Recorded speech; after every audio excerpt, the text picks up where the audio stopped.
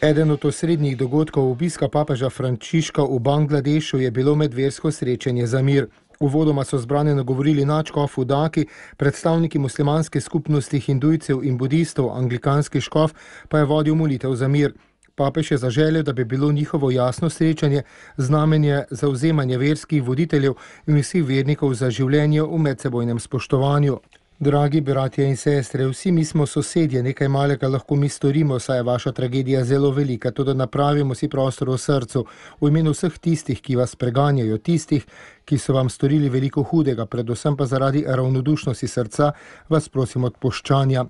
S temi besedami je papež Frančišek nagovoril skupino beguncev Rohingja, ki so ga čakali med medverskim srečanjem, ki je potekalo na vrtu škofije, da bi se z njim po njem srečali. Nadaljeval je: mnogi med vami ste mi pripovedovali o velikem bangladeškem srcu, saj vas je sprejel, sedaj pa se bom jaz skliceval na vaše veliko srce, da bo sposobno dati nam odpuščanje, za katerega prosimo, je dejal papež Frančišek. 1. decembra se je v Bangladešu sicer njegov dan začel s sveto mašo, pri kateri je posvetil 16 novih duhovnikov.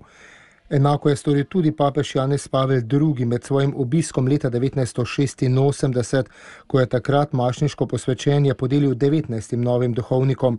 Frančišek je katoličane, ki jih je v državi le 0,2% pozval, naj jih podpirajo in molijo zanje.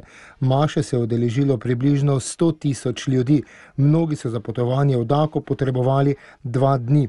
V nagovoru je še dejal: katoliška skupnost v Bangladešu je lahko ponosna na svojo zgodovino služenja ubogim, vendar ob begunski krizi vidimo, da je potrebna še večja pomoč. Papež je še poudaril, da morajo verski voditelji skupaj obsoditi terorizem.